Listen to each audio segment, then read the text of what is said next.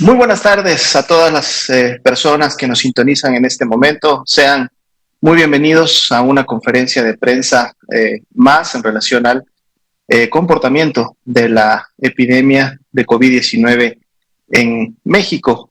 Estamos el día de hoy y lo estaremos también realizando el día de mañana en esta modalidad virtual a partir de este y en los siguientes fines de semanas, la misma que también obviamente nos permitirá que compañeros de la prensa, de los medios de comunicación, pues puedan acompañarnos de una manera obviamente más abierta y con más cobertura.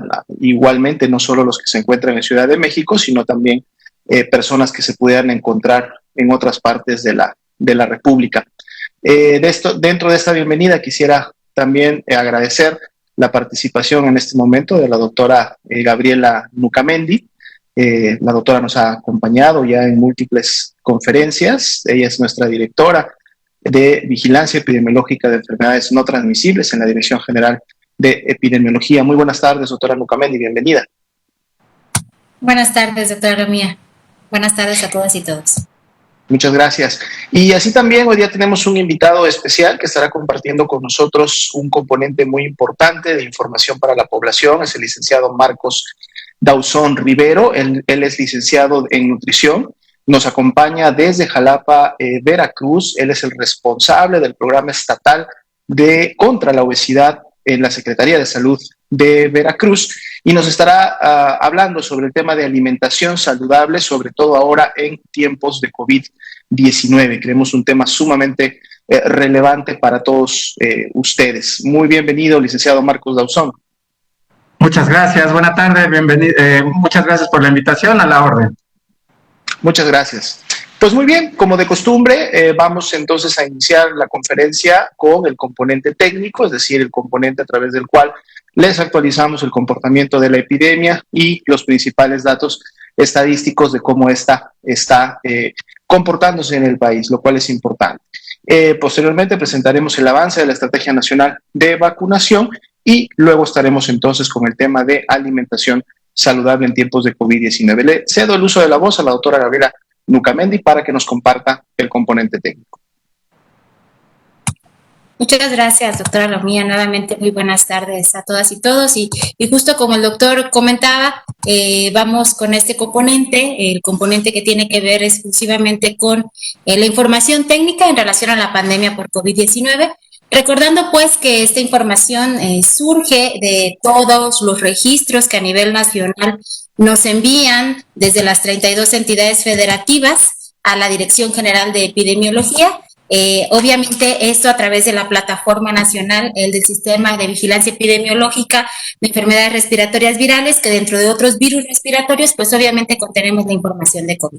Como ustedes ya conocen, el gráfico que en este momento pueden observar en sus pantallas, tanto en redes sociales como a nivel televisivo y quienes nos escuchan desde la radio, estamos identificando claramente los casos incidentes y activos estimados con los cuales contamos al día de hoy y las personas recuperadas que están distribuidas en estas líneas, tanto la color azul claro como en el tono verde, por semana epidemiológica. Sin olvidar, pues, que en la curva que ustedes observan en tono claro, azul claro, identificamos a los más de 2.551.000, es decir, ya 2.551.490 casos estimados, ¿no? Van más allá de la pura confirmación, sino que nosotros hacemos un análisis de información y generamos la estimación de los mismos, en los cuales se puede observar claramente que hay una disminución de 9 puntos porcentuales. Entonces, identifiquemos pues cómo ya estos casos estimados pues obviamente vienen a la baja ya desde hace algunas semanas. Se ve un ligero pico en una semana epidemiológica, no se los puedo señalar en este momento, pero ustedes lo pueden ver en la pantalla. Sin embargo, observemos pues cómo ya tenemos al día de hoy un total de 1.884.008 personas recuperadas. Y estas particularmente, si ustedes pueden observar, ya van con un pico en incremento y tiene que ver pues porque en los casos confirmados obviamente se vienen desacelerando, hay una desaceleración en los mismos, al menos desde la cuantificación del nivel global. Y observemos pues en la parte superior extrema del gráfico cómo al día de hoy tenemos un total de casos activos estimados. Recordamos muy bien que son casos activos estimados, es decir, hay una estimación que va más allá de lo que se registra propiamente en el CISBEN, de ya 21.894. Es decir, son casos que al día de hoy estarían todavía en un proceso que presentan signos y síntomas, ¿no?, con base a la definición operacional, y que todavía se encuentran dentro de este lapso de los 14 días que hemos ya mencionado en otras conferencias de prensa previas. Algo que es muy importante resaltar y que se va a detallar con mucho más descripción de los puntos que presenta el doctor José Luis Salomía Segarra en la siguiente etapa de la conferencia, pues son los esquemas completos de vacunación contra COVID-19. Afortunadamente, hasta el día de ayer, con un corte a las 21 horas, es decir, a las 9 de la noche, tenemos ya un total de 9.325.576 esquemas completos de vacunación. Para la prevención, recordemos, para la prevención de casos graves por SARS-CoV-2 y no, como mencionaba el doctor Gatell el día de ayer, y no bajar la guardia y no olvidar que esto es para disminuir obviamente la cadena de contagio, pero no significa que si estás vacunado pues no te vas a enfermar. Entonces, es algo que tenemos que dejar muy claro porque seguimos trabajando con las vacunas a todas las mexicanas y mexicanos con base a la estrategia nacional y afortunadamente vamos avanzando bien. La siguiente, por favor. Y pues bien, en esta fase 3 identificamos cómo al día de hoy tenemos ya este gráfico que representa la positividad, los casos notificados, los negativos y los confirmados. En este escenario nacional observamos en la columna en el extremo izquierdo, para ustedes que están observando en pantalla este gráfico, pues el porcentaje de positividad. Esto ya se ha explicado en otros momentos. Este porcentaje o índice de positividad nos sirve de forma técnica para identificar dentro de la salud pública de México la variación que tenemos de casos en un momento dado que presentan, que se les toma la muestra y que a la vez son positivos. Entre más alto tengamos este porcentaje o índice de positividad, pues obviamente estamos hablando que tenemos mayor cadena de transmisión, ¿no? Y que tenemos más casos positivos dentro de los sospechosos que estamos estudiando. Como ustedes pueden observar, llevamos también ya algunas semanas con esta disminución del índice de positividad. Particularmente les podríamos decir que a nivel técnico esta información nos es sumamente útil, sobre todo no solo cuando la cuantificamos a nivel nacional, porque nosotros, como ya se ha explicado en otros momentos, tanto por el doctor Alomía como por el doctor Ricardo Cortés y el doctor Hugo López-Gatell, este índice de positividad nos da a entender si en una región, en una localidad, en una comunidad, tenemos un incremento, ¿no?, de casos positivos, pero sobre todo que dentro de los casos que estamos estudiando tenemos una alta posibilidad de que hayan más positivos en esa comunidad. Y como bien comentamos, pues esto ha venido en disminución. Si esto en un momento dado, este índice de positividad, como ahorita podemos observar, hay una disminución de un punto porcentual, y esto empezar a incrementar nuevamente, que esperamos que no ocurra porque llevamos a cabo las medidas adecuadas de prevención y de control al interior, pues obviamente de nuestros espacios, tanto laborales, quienes estamos trabajando en el día a día, que no estamos haciendo home office, los que están haciendo home office pues desde su casa, ¿no? Y obviamente en los espacios externos, pues este índice de positividad esperaríamos se mantenga como lo tenemos ahora e inclusive en disminución. Actualmente, al día de hoy, observemos pues cómo esta positividad se encuentra en el 17% y a nivel internacional esta medida nos sirve mucho también, no solo para COVID, sino para otras enfermedades infecciosas, pues para identificar si tenemos un foco rojo, que en el caso del día de hoy, afortunadamente, estamos con base a lo esperado. Obviamente, este símbolo que viene en la parte de abajo del 17%, que también me imagino que ya muchos de ustedes son expertos en materia de epidemiología, pues nosotros hacemos esta cuantificación con base a las semanas epidemiológicas, no necesariamente a las semanas calendario que tiene un año, y actualmente vamos de las 52 semanas epidemiológicas que tendrá este 2021, vamos en la semana epidemiológica número 16. La siguiente. Y particularmente en este gráfico podemos identificar los niveles de letalidad por semana epidemiológica y de defunción. Aquí nuevamente es una medida técnica que utilizamos en epidemiología y esto lo hacemos con la finalidad no solo de presentarles las desafortunadas defunciones que se van presentando en el día a día, sino más bien utilizamos una medida estándar que nos permite identificar cuántas personas se enferman por SARS-CoV-2 y de estas cuántas fallecen. Así es como se saca el índice, en este caso, pues la letalidad. Y la letalidad observamos pues cómo en el gráfico del día de hoy se presenta sin cambio. Esto ya se les he explicado con anterioridad y observamos cómo desafortunadamente en semanas anteriores y obviamente lo que tuvimos en diciembre y enero, este índice de letalidad o esta letalidad incrementó y al día de hoy mantenemos una letalidad relativamente estable, que a nivel nacional podemos identificar en el extremo superior derecho del gráfico, se mantiene al día de hoy al 7%.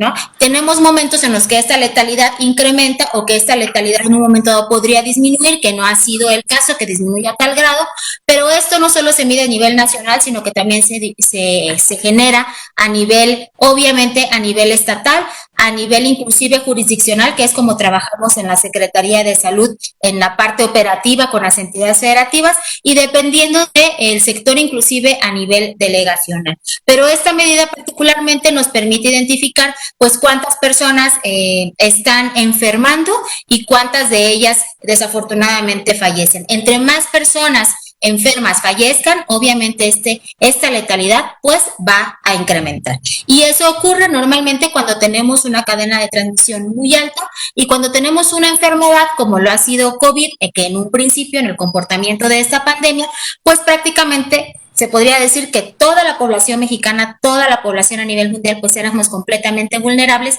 y es una enfermedad que presentaba o que presenta estatus de gravedad importante y que pues desafortunadamente parte de lo esperado de la enfermedad es que pues hayan personas que fallezcan. Y desafortunadamente en esta ocasión, ante esta pandemia, no solo para México, sino para todo el mundo, hubo un número y ha habido un número muy importante de personas que han perdido la vida por esta infección. La siguiente, por favor. En este otro gráfico podemos identificar, ya lo conocen muy bien. Observen pues cómo tenemos ya tres líneas, una marcada en tono verde, la otra en tono gris y en tono rojo, en donde en la columna del lado izquierdo identificamos a las personas hospitalizadas. En esta curva que les venimos presentando se observa una clara disminución de las hospitalizaciones. Observemos cómo la curva superior, que ustedes la pueden ver en un tono dorado o en un tono gris, dependiendo del monitor de su pantalla, pues es el total de las personas hospitalizadas a nivel nacional distribuidas por semana epidemiológica y la que tienen en tono rojo es la que nos representa la ocupación de camas generales. Como ya lo hemos mencionado en otras ocasiones, pues son aquellas camas que están destinadas para atender a la población ya con sospecha confirmada a COVID. Actualmente esta ocupación se mantiene sin cambio, estamos teniendo una ocupación a nivel nacional del 11% y afortunadamente las camas que requieren o que más bien están equipadas con un ventilador para poder atender a esta población que desafortunadamente presenta signos y síntomas de gravedad por el COVID-19, ha venido disminuyendo la ocupación de los mismas. ¿Qué significa esto? Que aunque seguimos presentando casos de COVID en la población, no solo mexicana, sino que se encuentra en territorio mexicano, pues estas camas están disminuyendo en ocupación porque los casos que estamos presentando pues presentan signos y síntomas respiratorios leves en su mayoría en comparación del comportamiento que habíamos tenido, por ejemplo, durante diciembre de 2020, enero de 2021. Actualmente observamos claramente una reducción del 83% de la ocupación nacional y entonces esto podría hacer que podamos inferir en un momento dado que la población, aunque sigue enfermando, pues no presenta gravedad y que podría estar en un momento dado presentando manifestaciones no graves y de manejo, lo que nosotros decimos en el área de medicina, de manejo ambulatorio, es decir, que no requiere hospitalización y es por eso que observamos la disminución de las hospitalizaciones tanto en camas generales como en las camas de alta especialidad que tienen apoyo ventilatorio. La siguiente, por favor. Creo que esta, ok, muy bien, es la última y le cedería la palabra entonces al doctor José Luis Salomía Segarra para que nos presente la Estrategia Nacional de Vacunación. Muchas gracias, doctor. Muchas gracias, doctora Nucamendi, por la actualización del comportamiento epidémico. Como podemos ver, estamos cerrando la semana, hoy es sábado, 7º día de la semana, estamos cerrando con este descenso que venimos ya teniendo prácticamente desde que inició el año. Los invitamos a no perderse la conferencia de prensa del día de mañana, en donde estaremos presentando la información de la semana 17 y donde podremos ver si el descenso continúa o cuál es el nuevo comportamiento de la epidemia.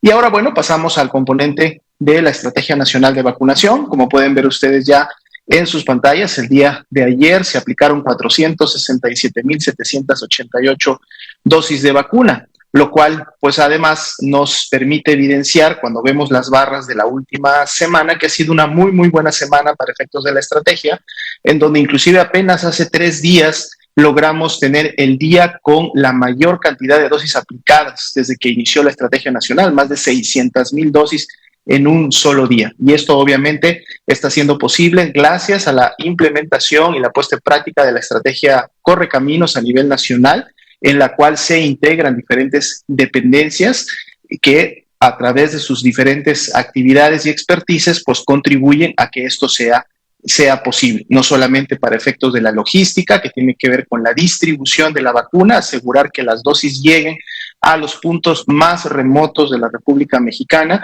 y que entonces todos los grupos que han sido seleccionados en función de la priorización para la aplicación de la vacuna puedan tener el acceso a la misma. Y obviamente eso también sumados todos aquellos grupos que contribuyen con su expertise técnico en el tema de la aplicación de la vacuna, el seguimiento, la valoración que se le hace a la persona para poder llevar a cabo toda estrategia. De seguro, con los arribos de dosis en las siguientes semanas, muy probablemente no solo vamos a repetir esta semana que fue muy buena para efectos de la estrategia, sino que de seguro podremos también superar en algún momento más adelante un nuevo día con un nuevo récord. Si vemos la siguiente diapositiva, tenemos precisamente el avance acumulado del total de dosis que hasta el momento se han aplicado. Fíjense el corte del día de ayer, ya más de 21 millones de dosis aplicadas en todo el país. Y esto entonces permite que la pendiente de esta curva, que en su momento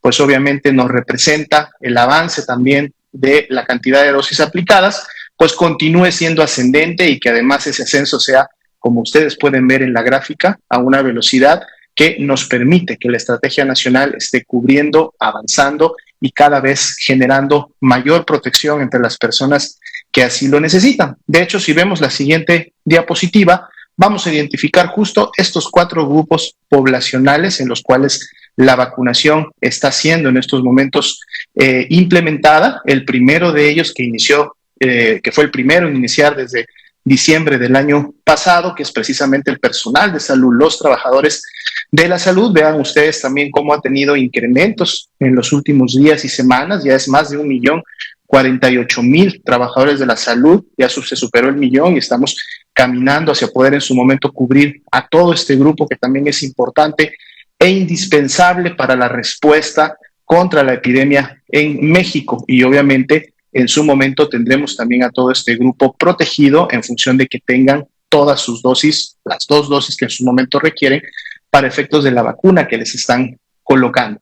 Otro grupo importante que también ha tenido un incremento en las últimas semanas, dado que se inició una estrategia focalizada para los mismos, es el personal educativo, los trabajadores de la educación, que al día de ayer suman ya un poco más de 1,305,000 trabajadores de la educación que están recibiendo la vacuna para efectos de poder contribuir al regreso a clases de manera presencial. Recordemos que este es un objetivo que se ha planteado desde todos los niveles de gobierno, está siendo obviamente coordinado por la Secretaría de Educación Pública. Hay toda una serie de elementos que se van a considerar para que esto ocurra, pero uno de ellos y el más importante, pues obviamente es que los trabajadores de educación puedan estar vacunados y protegidos para poder contribuir a este retorno. Y vamos a estar actualizando los datos.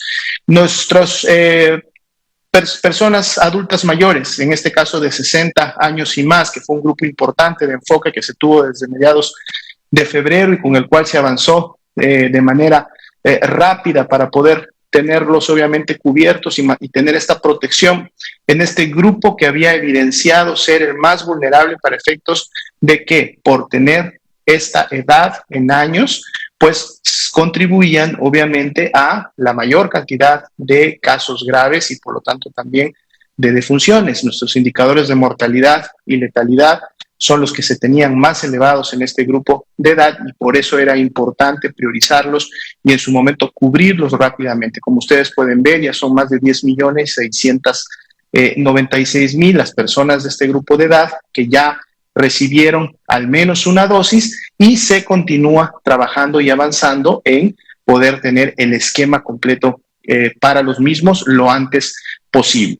Y el último grupo, que fue el que empezó hace poco en algunos municipios de algunas entidades federativas que habían terminado ya con el grupo que acabamos de mencionar, las personas que están entre los 50 y los 59 años de edad.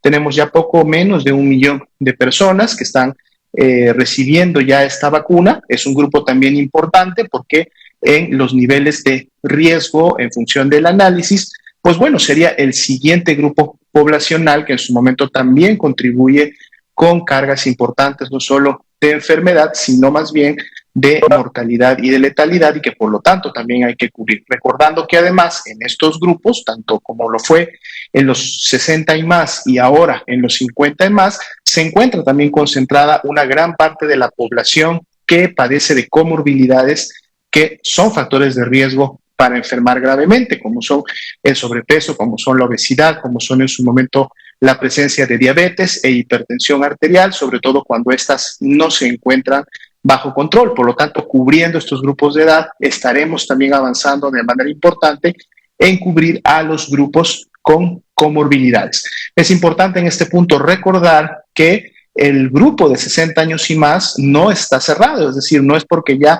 forman parte de un grupo que inició en meses anteriores ya nos esté vacunando. No, si todavía en este momento hay personas que tienen 60 años y más, pues bueno, estas se suman ahora a la extensión de la temporalidad de la edad y pueden también acudir y recibir su primera dosis de vacuna y en su momento su segunda dosis de vacuna. Veámoslo más bien en este contexto de que ahora estamos vacunando a todas las personas que tienen 50 años o más de edad. Entonces, todos los que estén en grupos previos que no hayan alcanzado la vacuna en su primera dosis serán también vacunados en esta nueva etapa. En la siguiente diapositiva actualizamos siempre las dosis que se han recibido desde que inició la estrategia, más de 27 millones ya de dosis que han arribado al país de las diferentes 5 tipos de marcas que se tienen disponibles en México para favorecer la estrategia y para favorecer los grupos poblacionales que ya sea por su localización geográfica o por la distribución que ellos están teniendo a nivel poblacional, pues puedan ser de la manera más eficientemente abordados y que la vacuna pueda llegar rápidamente. Y esto es un gráfico que estaremos siempre actualizando cuando las dosis llegan. Resaltamos obviamente que la vacuna de Pfizer-BioNTech pues es la vacuna que más ha llegado al país, prácticamente es la tercera parte de todas las dosis que hasta el momento han llegado, se han colocado, se han distribuido y tenemos todavía obviamente envíos de la misma y de todas las demás 4 tipos de vacunas que seguirán llegando en siguientes semanas. Y por eso finalmente en la última diapositiva solo repasamos rápidamente cómo se completó el esquema de dosis que en su momento fueron programadas para la semana que estamos terminando, específicamente para miércoles, jueves y viernes, que fue en donde en total llegaron para esta semana que estamos cerrando poco más de 1.669.000 dosis. Y son precisamente estos embarques, estos arribos, los que han permitido que la Estrategia Nacional de Vacunación se mantenga en marcha, se mantenga dando pasos firmes, pasos grandes y que entonces el impacto poblacional lo podamos empezar a ver ya en próximas semanas en la medida que las segundas dosis empiecen a completarse y que entonces tengamos este número también que comentaba la doctora Gabriela Nucamendi al principio, que para el día de hoy ya eran más de 9.3 millones de personas completamente protegidas, y en donde obviamente esperamos entonces ya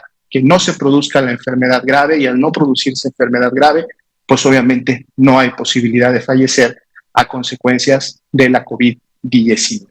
Pues bien, esta sería la actualización para efectos de la Estrategia Nacional de Vacunación, y entonces ahora le damos el tiempo al licenciado Marcos Dauzón para que nos comparta con nosotros esta información tan importante, sobre todo ahora en el marco de la epidemia de COVID-19, que tiene que ver con la alimentación saludable. Recordemos que la alimentación saludable es sumamente importante, no solo para prevenir factores de riesgo, como los que acabamos de comentar, que en su momento pueden producir COVID grave y COVID crítico, sino también, obviamente, en el contexto poblacional de poder combatir estas epidemias y pandemias también que estamos teniendo de enfermedades crónico-degenerativas y que nos generan mucho problema en el campo de la salud pública. Licenciado Marcos Dauzón, tiene su tiempo. Adelante, por favor.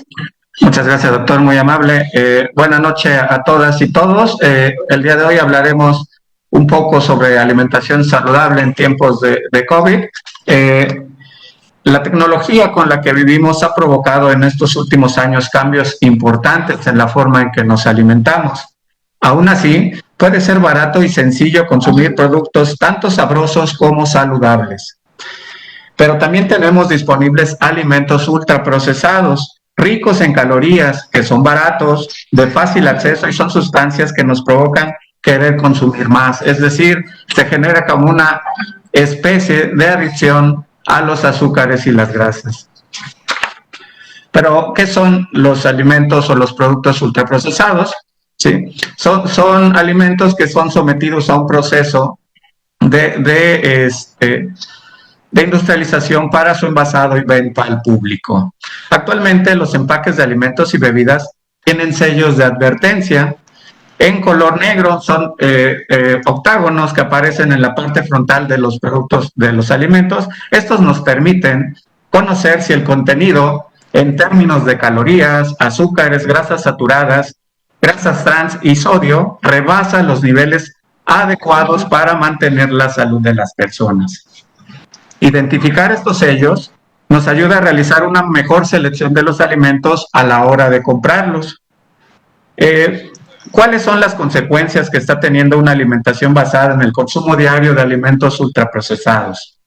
Pues como lo mencionaba el doctor, está provocando un aumento en el desarrollo de enfermedades no transmisibles como la obesidad, la diabetes mellitus tipo 2, la hipertensión arterial y enfermedades del corazón, ligadas a un estilo de vida nada saludable. Estas enfermedades en la actualidad ponen de manifiesto que la forma de alimentarnos no está funcionando, sobre todo por las complicaciones que se presentan ante la pandemia por la COVID-19 en nuestro país. Las elevadas tasas de sobrepeso y obesidad no solo afectan las capacidades físicas, sino que también implican áreas psicológicas, emocionales, de aprendizaje e intelectuales en las personas. Comer mal en nuestra sociedad es tan sencillo y cotidiano que a muchas familias o a muchas personas les resulta difícil o les cuesta reconocerlo. ¿Qué se entiende por alimentación saludable? Una alimentación saludable es aquella que cubre las necesidades nutricionales y fisiológicas con el objetivo de asegurar un adecuado crecimiento y desarrollo. Por tanto, debe ser equilibrada y adecuarse en cada etapa a los requerimientos dietéticos y nutricionales, cuidando que sea culturalmente pertinente. Dentro de alimentación saludable debemos incluir en cada comida principal los 3 grupos de alimentos. El primero incluye las verduras y las frutas. Estas nos van a aportar vitaminas, minerales, fibra y agua, importantes para un adecuado crecimiento y desarrollo físico y mental, así como para la prevención de enfermedades.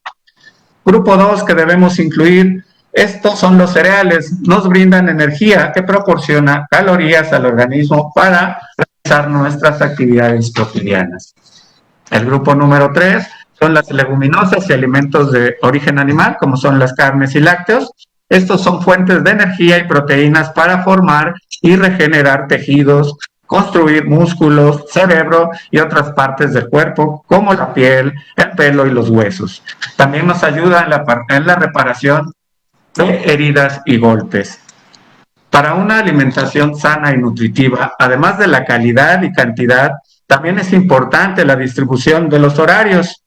Los alimentos se tienen que repartir en forma fraccionada en varios tiempos de comida. Los 3 principales: desayuno, comida y cena. Es importante fijar horarios para evitar cambios en nuestro cuerpo. También es necesario combinar alimentos con base a los colores, sabores, texturas y considerar los gustos propios de las personas. El desayuno es el tiempo de alimentación que se realiza en la mañana y es el más importante, ya que se está iniciando las labores del día. Un desayuno adecuado garantiza un buen nivel de captación y rendimiento. Las personas mal alimentadas son vulnerables a enfermedades, tienen problemas de concentración y pierden motivación. Se sugiere tener un margen de 5 a 6 horas entre desayuno, comida y cena, y de acuerdo a la actividad física de cada persona se manejarán colaciones. Con todo esto que les acabo de comentar, les voy a dar un ejemplo de un menú tipo para una persona adulta de entre 40 y 60 años. Para empezar, tenemos que fijar los horarios. El desayuno lo marcamos en un promedio de 8 de la mañana y les voy a dar las opciones. La opción A serían 2 quesadillas de tortilla de maíz rellenas de queso panela, espinaca, champiñones y o pico de gallo con 1/4 de aguacate. La opción B, un sándwich de pan integral con pechuga de pollo, atún o queso panela y una ensalada al gusto. Se puede utilizar para tomar un té sin azúcar o agua y elegir una fruta que puede ir entre una manzana, una naranja, una taza de papaya o una taza de melón. Para la comida, que marcaríamos 3 de la tarde, una taza de sopa de verduras sin incluir granos de elote ni papa, en caldo de pollo sin incluir consomé, pechuga de pollo, pescado o res en preparaciones libres de aceite, es decir, asadas, hervidas, al vapor, a la plancha. Ensalada de verduras al gusto, verduras asadas, estas se pueden consumir hasta quedar satisfechos, es decir, este grupo es el único que permitimos que esté sin límite. En el caso del grupo de cereales, se puede consumir media taza de arroz o 2 tortillas o 4 tostadas horneadas, es decir, el equivalente de acuerdo a los gustos y preferencias. 1/3 de aguacate o una cucharadita de aceite de oliva, en el caso de la ración de grasa, y para tomar agua de Jamaica sin azúcar. Para la cena, la opción A, 2 tostadas horneadas de pechuga de pollo, atún o queso, verduras al vapor. La opción B, una rebanada de pan tostado integral con 1/4 de aguacate, espinacas, pechuga de pollo, ¿sí? Para tomar una taza de té limón o menta sin azúcar y a elegir una fruta de acuerdo a las calorías.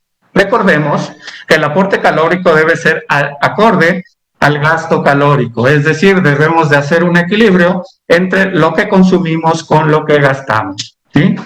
En pandemia, con las medidas de confinamiento, se reduce la actividad física, por lo cual se deberá reducir también la ingesta de comidas con alto nivel calórico y hacer la recomendación de actividad física en nuestro domicilio.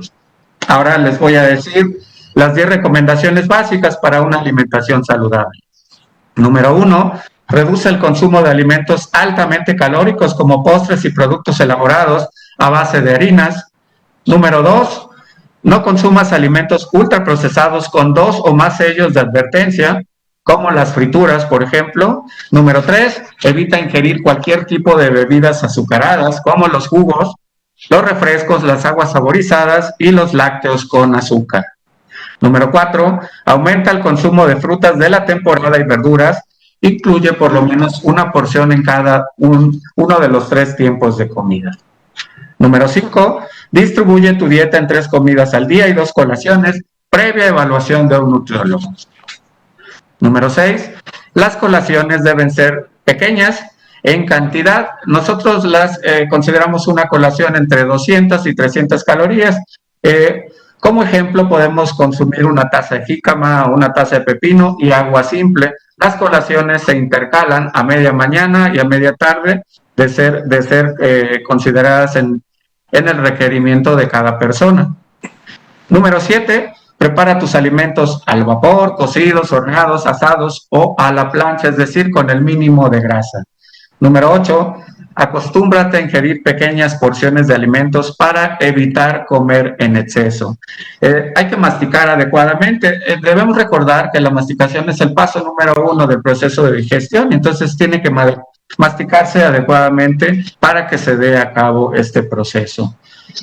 Número 9, toma agua simple potable, al menos 8 vasos de agua al día. Y número 10, realiza diariamente entre 30 y 60 minutos de actividad física. También esto tiene que tener previa evaluación para evitar lesiones. Estas recomendaciones deben de complementarse con un descanso adecuado. Es conveniente hacer de la alimentación una costumbre familiar, ya que es una oportunidad para mostrar el amor, la convivencia, sirviendo y atendiéndose entre todos los miembros de la familia, promoviendo la conversación de diferentes temas, creando un ambiente agradable durante las comidas. Aprender a comer es sencillo, solo se necesita motivación para cambiar. Se basa en la actitud y se nutre de las elecciones. Muchas gracias. Muchas gracias, licenciado Marcos. Consideramos que este mensaje es altamente valioso para la población mexicana que nos está viendo, sobre todo porque definitivamente nuestros cambios, inclusive de hábitos, de estilo de vida, ahora con el confinamiento, pues obviamente se volcaron a compartir estos espacios, inclusive muchas veces reducidos en familia, ¿no? Y que usted lo mencionaba, a mí me llama mucho la atención el decálogo que nos presentó. Es un decálogo que a mi parecer deberíamos de tenerlo presente todos los días, más allá con pandemia o sin pandemia, pero también me llamó mucho la atención cómo dividió su mensaje como en 5 puntos importantes, ¿no? Este tema del desayuno es la comida más importante, entonces puedes mantener el desayuno con todos los elementos que refiere el plato del buen comer. Recordemos evitar los alimentos procesados, ¿no? Combinemos entonces también este tipo de grupos y subgrupos de alimentos, hagamos las combinaciones necesarias y sobre todo especificar muy claramente los horarios en los que vamos a comer, que muchas veces pues es lo que tenemos perdido. Justo yo le quería preguntar, aunado a estos 5 puntos al decálogo y algo que es realmente importantísimo, que es la actividad física, particularmente usted ya como un mensaje a la población, sobre todo a la población joven, a la población económicamente activa, que muchas veces somos los que tendemos a generar estos malos hábitos, no solo en nosotros, sino en nuestros hijos también, de comer alimentos procesados. ¿Qué le recomendaría usted en este momento a la población mexicana para que justo no seamos un número más en la estadística de diabetes, de hipertensión, de obesidad, de enfermedades cardiometabólicas en el país? Claro que sí, doctora. Debemos de apostar a la prevención. Existen dos líneas o 2 rubros muy importantes en salud, que son las personas sanas y las personas que ya enfermaron. Debemos de tratar a las personas que aún no enferman con la prevención. Y la prevención es una atención integral, tener atención, asistir a salud para que tengamos un chequeo, ¿sí?, de cómo estamos con nuestros lípidos, ¿sí?, cómo está nuestra glucosa, sin que nos sintamos mal. Es algo que muchas veces ni siquiera el mismo personal de salud hacemos, ¿no? Es fundamental que apostemos a la prevención. La alimentación, en el caso de nosotros en nuestra consulta, cuando llega personas con sobrepeso y obesidad, llegan con un sentido de culpa muy importante. No hay culpables. Venimos siguiendo patrones y hábitos de alimentación muy arraigados que nos han llevado a estas situaciones. Pero sí podemos hacer un cambio, ¿sí? Estas recomendaciones que acabamos de dar pueden marcar la pauta para algo muy positivo en la salud de las personas. Aunado a esto, aparte de la hidratación, el manejo del estrés, que está muy de moda en todos los grupos de edad, incluso nuestros pequeños, ¿no? Sobre todo con el confinamiento, están teniendo estrés. El estrés genera cambios metabólicos importantes, pueden afectar nuestro metabolismo. Entonces, tenemos que tener una atención integral que involucre la atención médica, la atención nutricional, la atención psicológica, la actividad física y todo esto garantice la salud de las personas. Muchas gracias, licenciado Dauzón, por los mensajes y por la información. Recordar que el licenciado Dauzón nos va a estar acompañando el resto de la conferencia también, por si algunos de los compañeras de los medios de comunicación quieren hacer algunas preguntas específicas en relación a este tema. Y precisamente vamos a pasar entonces ya a este componente. Vemos la manita levantada de Alejandro Alemán, a quien le damos el uso de la voz. Por favor, adelante. Gracias, buenos días. Buenas tardes, perdón. Doctora Nucamendi, usted está mencionando que tenemos una positividad de 2 dígitos, cuando la OMS plantea una positividad deseable de 5%. Esto, ¿qué nos dice? ¿Estamos todavía en una etapa para mantener atención, la alerta? Muchas gracias, Alejandro. Mira, fíjate, qué bueno que preguntaste esto porque hay varios valores que tenemos que considerar. La Organización Mundial de la Salud hace referencia a una positividad en relación a la población general. Vamos a recordar un poquito cómo realizamos el registro de los pacientes positivos en nuestro país. Ustedes saben que manejamos un sistema de vigilancia epidemiológica. ¿Qué significa esto? ¿No? Creo que ya lo hemos mencionado muchas veces, pero tiene que ver con el contexto de la respuesta. En el país contamos con más de 25,000 unidades del sector salud, tanto de la Secretaría de Salud como IMSS, ISSSTE, SEDENA, SEMAR. La vigilancia epidemiológica, particularmente para el tema de COVID, la estamos manejando en algunas unidades que hemos denominado centinelas, particularmente para los casos no graves. Y para los casos graves, aquí el doctor Alomía también obviamente va a intervenir porque es nuestro líder de epidemiología a nivel nacional, pues tenemos la cuantificación de los casos graves y las desafortunadas defunciones. Ahora, para hacer el cálculo de esta positividad, particularmente nosotros la sacamos con aquellas personas que fueron registradas a este sistema, ¿no? Y que se les tomó una muestra. Es decir, Gabriela Nucamendi es sospechosa porque cumple con la definición operacional, le tomamos una muestra, sea ya antigénica o sea de PCR, y esta persona, pues sale positiva. Entonces, yo entro a este cálculo de índice de positividad. La cuantificación que tenemos al día de hoy, igual si gustan volverla a pasar para que los televidentes o las personas que están conectadas en pantalla recuerden la cifra justo que dimos, va relacionada a este número. Nosotros particularmente nos medimos en relación a la positividad, Alejandro, que hemos tenido en semanas anteriores.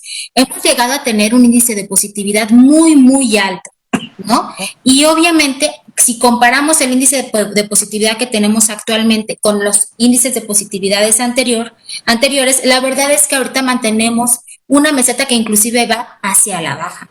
Esto tiende a ocurrir cuando la circulación del virus a nivel comunitario empieza a disminuir. Ahora, quiero comentarte también que hay otra medida muy importante epidemiológica que tenemos que tomar en cuenta, que es algo que mencioné en uno de los gráficos, que es la letalidad.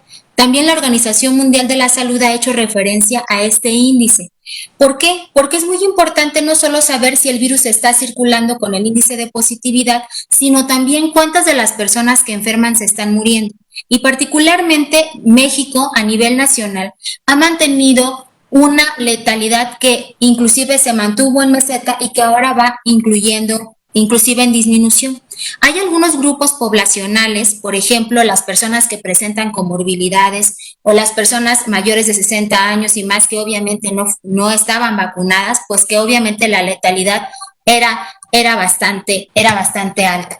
Y esto, ustedes disculpen, son problemas técnicos porque si no nuestro dispositivo se va a apagar, pero la idea es que, Alejandro, lo que te quiero decir es que el índice de positividad que está manejando nuestro país, afortunadamente no se contrapone con lo que hace referencia a la Organización Mundial de la Salud.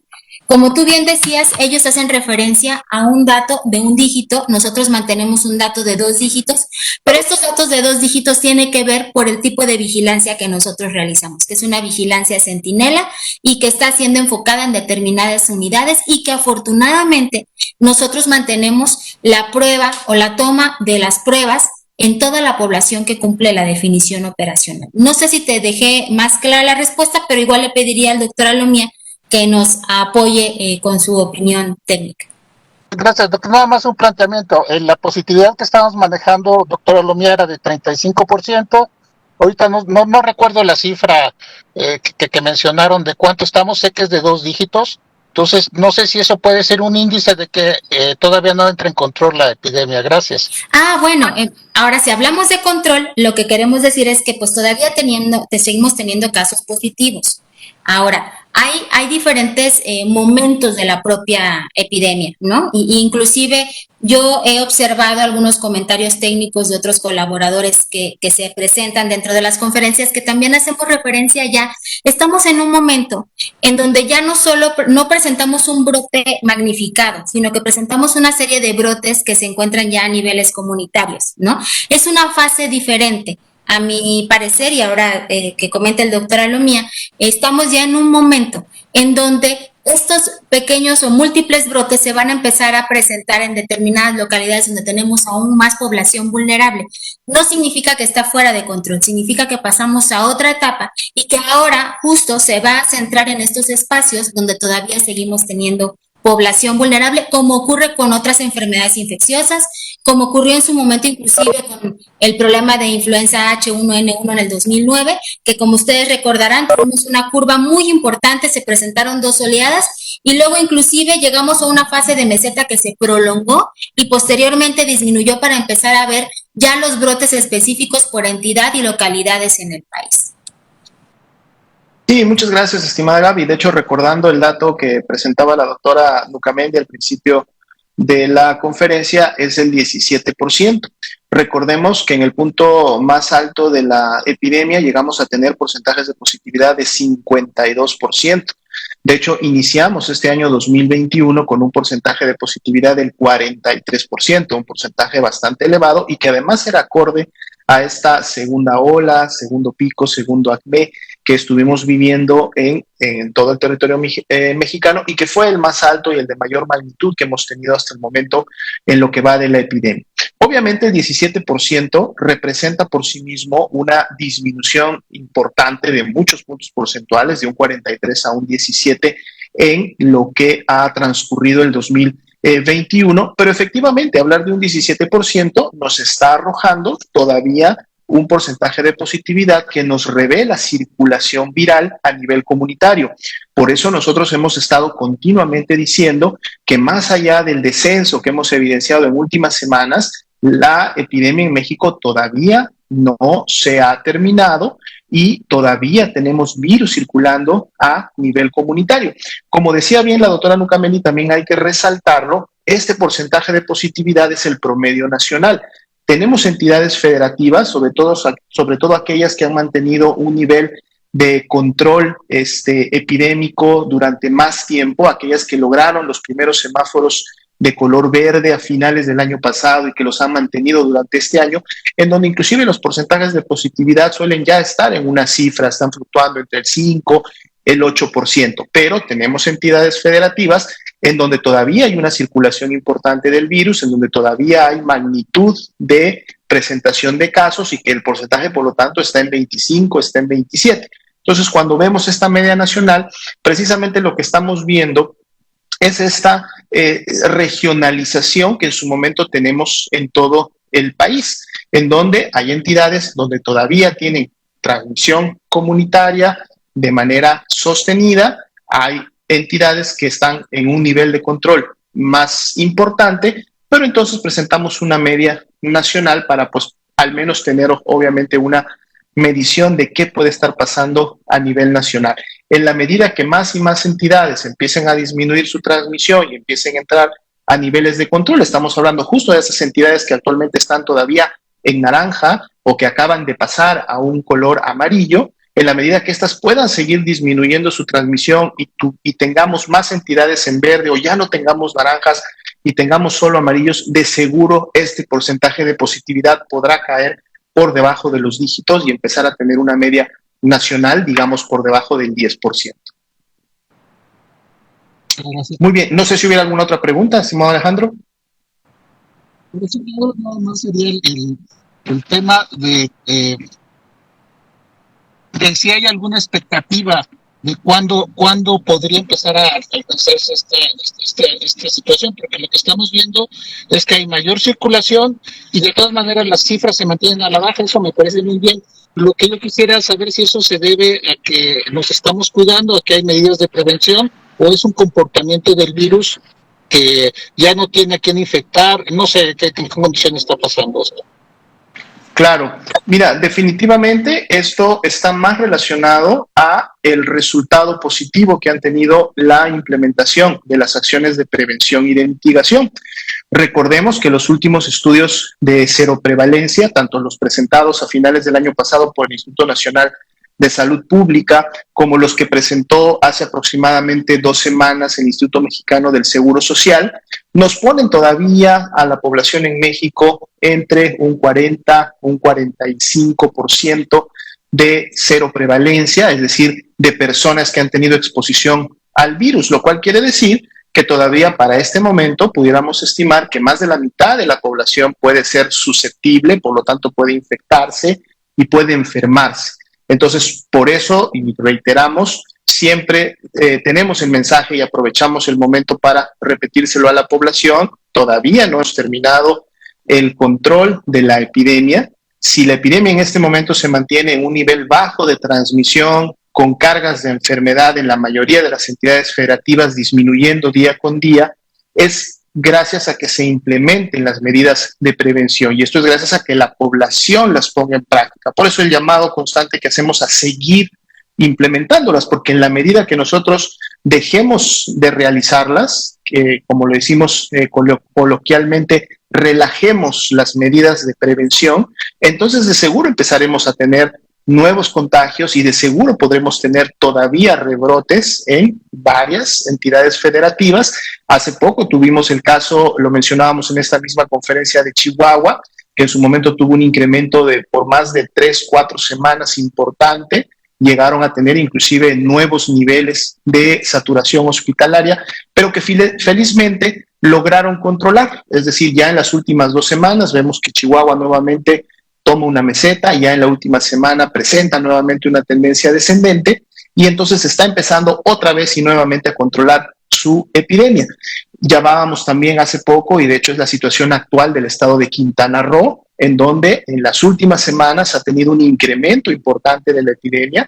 Está la tendencia ascendente, hay una importante cantidad de casos que se están produciendo en Quintana Roo, y ya se está obviamente trabajando desde la entidad federativa para también implementar las medidas que sean necesarias para retomar la meseta y retomar en su momento el control. Por eso decimos, esto no se ha terminado. Si en su momento las medidas de distanciamiento, de sana distancia, si las medidas de movilización no se toman en cuenta, no se ponen en práctica, podemos tener nuevos rebrotes. Entonces hay que seguirnos cuidando, hay que seguir cuidando a nuestros familiares, hay que seguir manteniendo estas acciones en el entorno para poder dar más oportunidad a que la estrategia nacional de vacunación siga avanzando, y entonces sí, finalmente esta venga a contribuir a una disminución de la cantidad de personas susceptibles, y por lo tanto no haya ya más personas o cada vez menos personas que puedan ser contagiadas y enfermar de COVID-19. Muchas gracias. Tenemos también entonces ya la mano levantada de Arturo Contreras. Estimado Arturo, por favor, adelante. Hola, muy buenas tardes, muy buenas noches. Tenemos un par de preguntas.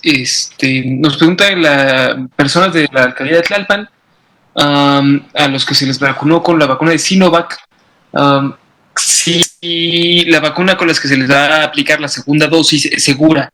Lo que comentan es que no habían, el embarque que había llegado y que se les iba a destinar tuvo un problema, se retrasó por una cuestión de temperatura, y entonces estaban en espera de ver qué pasaba. Entonces ellos dicen que no ha llegado, y en efecto desde la fecha de vacunación de ellos a ahora no ha llegado otro embarque de esta vacuna.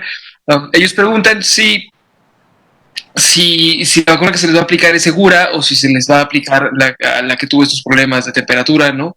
O qué va a pasar con esto, siendo que no ha llegado un embarque nuevo de vacunas a México.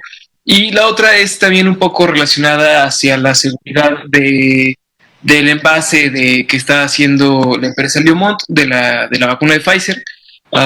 Nos comentaron en la semana que la planta tuvo un problema con la instalación de unos filtros y que por eso se retrasó el tiempo de operación y de procesamiento. Entonces, nos preguntan desde el público si haber mantenido el material a granel no afectó su calidad. Con mucho gusto, estimado Arturo, claro que sí. Retomamos algunos puntos que se comentaron durante la semana. De hecho, por ejemplo, empezamos recordando que justo el día jueves 6 de mayo arribaron al país 1 millón de dosis de Sinovac, y que justo este 1 millón de dosis de Sinovac es el que está destinado para cubrir todas las segundas dosis que en este momento pudieran estar pendientes de esta vacuna, y esto se realizará en el transcurso de la semana que empieza el día de mañana, y en su momento también podrán disponerse de dosis o de primeras dosis para aquellas personas con quien se puedan seguir vacunando. Recordemos que cuando una vacuna llega al país debe de llevarse a cabo las revisiones correspondientes por parte de la COFEPRIS, no solamente de la inspección física que en su momento debe de tener la vacuna, sino también de la documentación que tiene que venir acompañando. En algunos casos viene acompañando a los embarques de la vacuna, en algunos casos se envían previamente a través de los mecanismos oficiales, o en algunos casos llegan en algunos días posteriores. Independientemente cuál sea la situación, una vez que la COFEPRIS realiza la revisión total de todos los puntos de seguridad, y creo que es precisamente la pregunta, que la vacuna tiene que ser segura para efectos de la aplicación en la población, y esto está a cargo de la COFEPRIS. Entonces ellos dan la liberación final para que la vacuna pueda ser destruida. En este momento no tenemos información de que hubiera habido en algún momento, para efectos del envío o del almacenamiento ya en México de 1 millón de dosis de vacuna que llegó de Sinovac, algún problema en relación a la manutención de la temperatura. O sea, esto ha sido revisado, ha sido seguido, no tenemos ninguna notificación, y en su momento obviamente esto es algo también que se toma muy en cuenta cuando se realiza ya la distribución a los puntos correspondientes. Recordemos que hay un seguimiento muy puntual a través de dispositivos electrónicos que están monitoreando los diferentes paquetes y la revisión de todas estas líneas de distribución y envío de las vacunas a los puntos de vacunación, y hasta el momento, y específicamente para esta vacuna, no hemos tenido. Vamos a, obviamente, pedirle al equipo directamente de vacunación que en su momento, en el transcurso de los siguientes días, nos pueda ya actualizar a lo mejor cuándo se estará disponiendo y teniendo ya esta vacuna en el campo, es decir, ya en los municipios en donde debe de ser utilizada para efectos de la segunda dosis, y podérselo comunicar también desde este punto. Recordemos también que el llamado que se hace a las personas para la segunda dosis es un llamado también que sale desde las áreas locales, por lo tanto les pediríamos también a las personas estén muy atentas, porque de seguro en siguientes días les estarán avisando, comunicando qué día pueden volverse a presentar a los puntos de vacunación ya conocidos para que puedan empezar a recibir sus segundas dosis. En relación a otras vacunas que se están envasando en nuestro país, no hay ningún riesgo en relación a los envíos de granel. Estos también cumplen con toda una serie de disposiciones y revisiones técnicas desde su salida del país de origen hasta su llegada.